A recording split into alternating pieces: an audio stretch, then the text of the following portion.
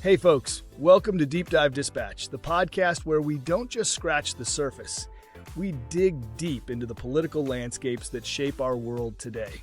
I'm excited to introduce your guides on this journey through history and headlines, John Matthews and his insightful co-host, Sarah Collins. Together, they'll peel back the layers of complex political issues, offering a slightly conservative viewpoint while staying rooted in facts and historical context.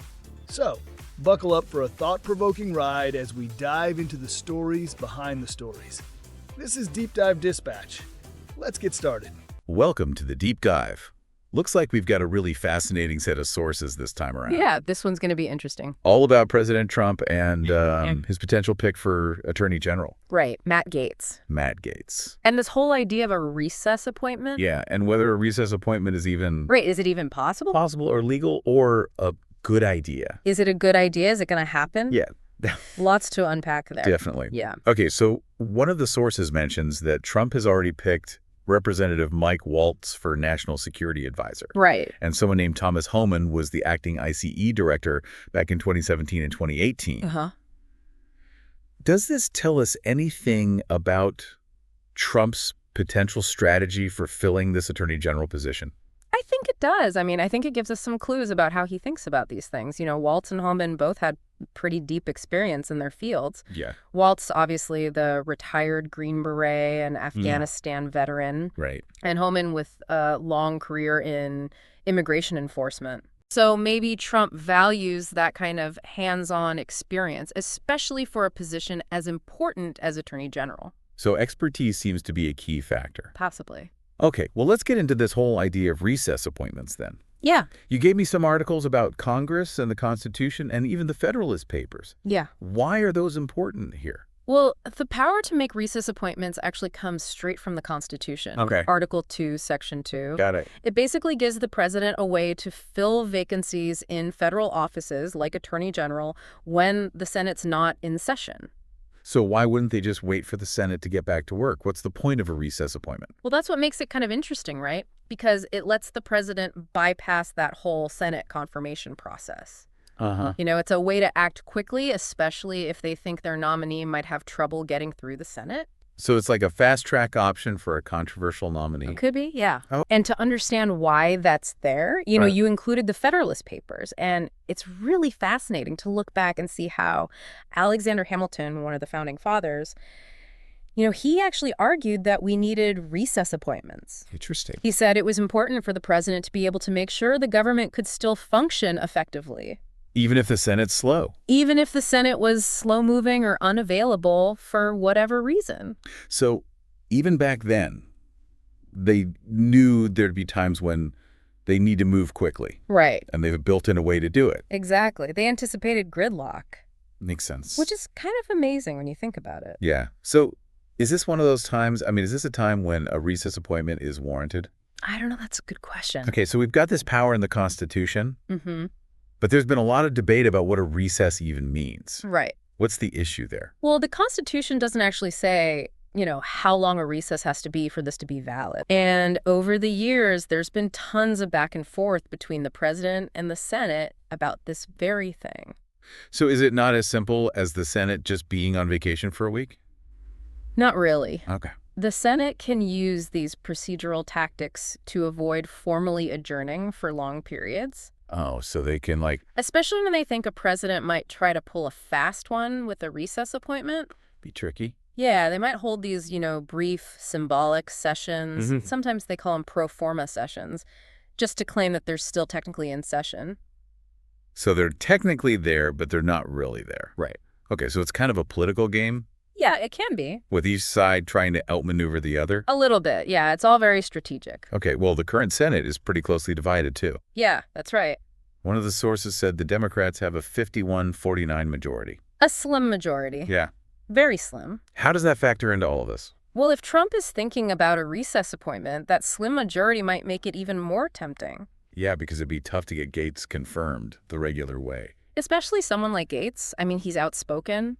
He's controversial. Yeah. Getting him through the Senate the normal way would be tough. There'd be a battle. Yeah, a real uphill battle. So a recess appointment would mean less scrutiny, Potentially. but maybe more controversy. Yeah, probably a lot more controversy. This is getting interesting. It is. So does Trump even actually have the authority to use a recess appointment in this particular situation? That is the million-dollar question. And would it even be a good idea? We'll have to see about that. Okay, let's unpack all of that next. So does he actually have the authority to do it? Yeah, that's what I'm wondering. I mean, Yeah. the Constitution says he can make recess appointments, Right. but it doesn't always seem so straightforward. It's definitely not always a slam dunk. So are there legal hurdles that he could face? Oh, yeah. There are definitely some potential roadblocks. Like what? Well, we were talking earlier about how there's all this debate about what even qualifies as a recess for this kind of appointment. Right. And the Senate's gotten pretty good at using these procedural tactics to avoid formally adjourning for a long time. Okay. Especially if they think the president's going to try to slip in a recess appointment. So they could just refuse to adjourn and block Trump's plans? Pretty much, yeah. They could say they're in a pro forma session. A pro forma session. Where they technically meet, but they don't actually do any business. So it's like a loophole. Kinda, yeah. I mean, are those pro forma sessions even legal?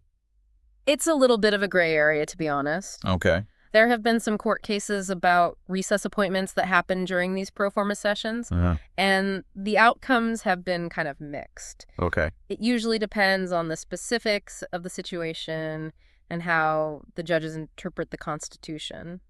So even if Trump thinks he's got a window for a recess appointment, Yeah. he could end up in a legal battle with the Senate. Oh, absolutely. Yeah. It wouldn't be the first time a president's recess appointment got challenged in court. Right. And with a Senate that's so divided and a controversial nominee like Gaetz, Yeah. the stakes are really high. Okay, so let's just say, hypothetically, that the Senate does go on a long enough recess for Trump to make this appointment. Okay. And there are no immediate legal challenges. Right. Would it even be a smart move for him politically? That's the big question, isn't it? Yeah. There are pros and cons to think about. Like what? Well, on the one hand, a recess appointment will let Trump completely sidestep the Senate confirmation process. Which could be messy. Oh, it could be a total mess. It could drag on forever, and with the current Senate makeup, it might not even be successful. So I can see why he'd want to avoid that. Yeah. But what are the downsides of a recess appointment? Well, for one thing, it would look really bad to his opponents. Okay. They'd say he's trying to grab power and ignore the normal process. Yeah, I can see that. It would probably create a ton of negative media coverage. And it could even energize the people who already oppose Gaetz and his agenda. So it's a risk for Trump. It's definitely a gamble. He might get what he wants in the short term. Right. But it could backfire big time. And recess appointments are temporary anyway, right? Yeah, that's another thing to consider.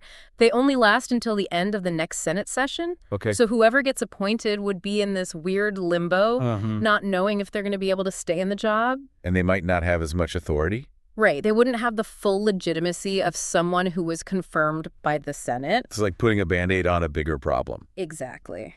It might solve things temporarily, Yeah. but it doesn't really address the underlying political issues. It could even make things worse in the long run. It's definitely possible. So Trump's got to weigh those short-term gains against the potential long-term The consequences. potential backlash. Right. Wow. We haven't even talked about what the public would think. Oh, that's huge. Yeah. How do you think people would react to a Gaetz recess appointment?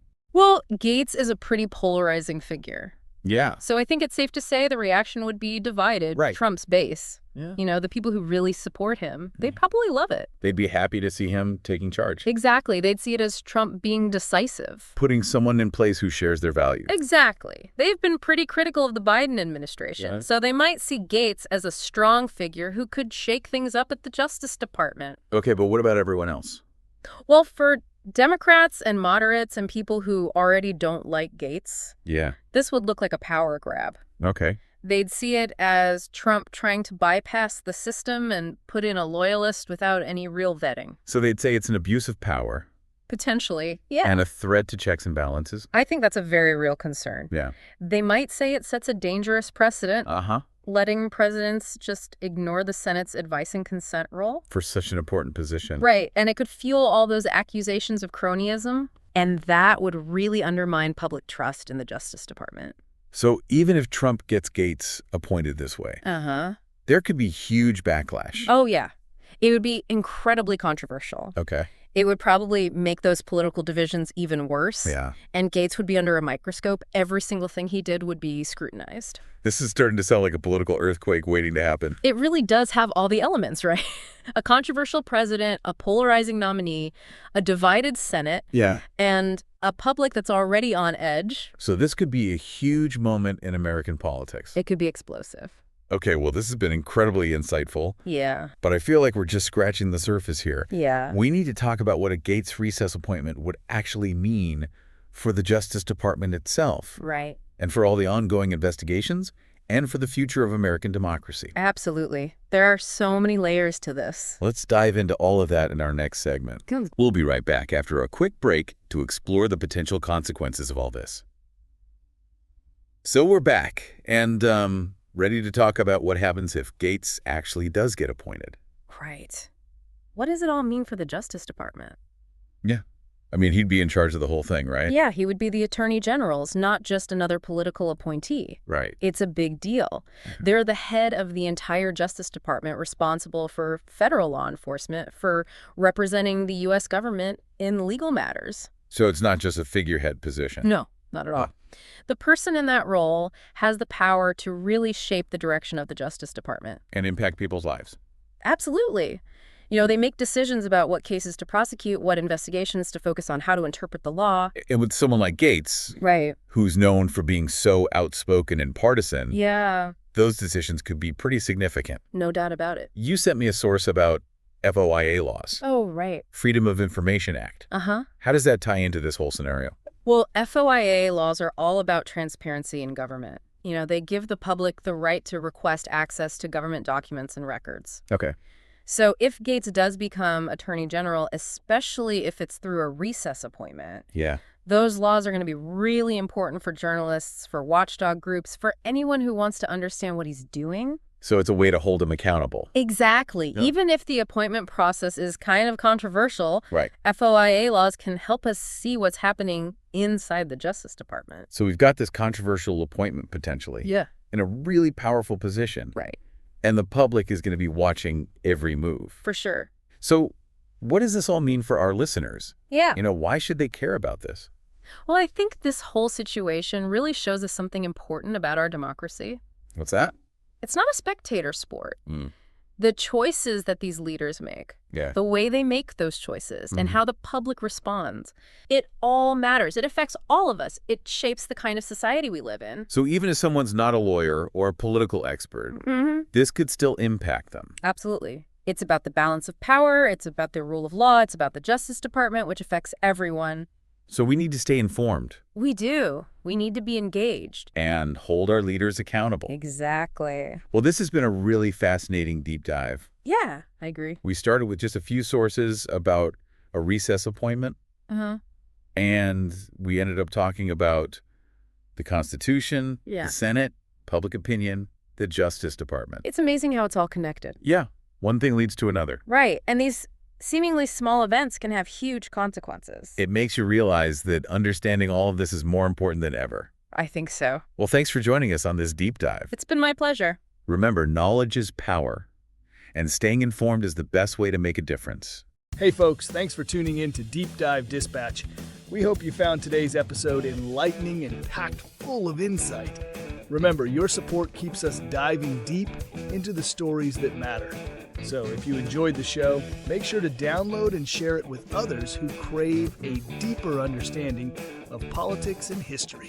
And don't forget, we want to hear from you. If there's a topic out there that you think deserves a deep dive, reach out and let us know. Your input helps us bring you the most compelling content week after week. Stay curious, stay informed, and we'll catch you next time on Deep Dive Dispatch. Keep exploring, folks.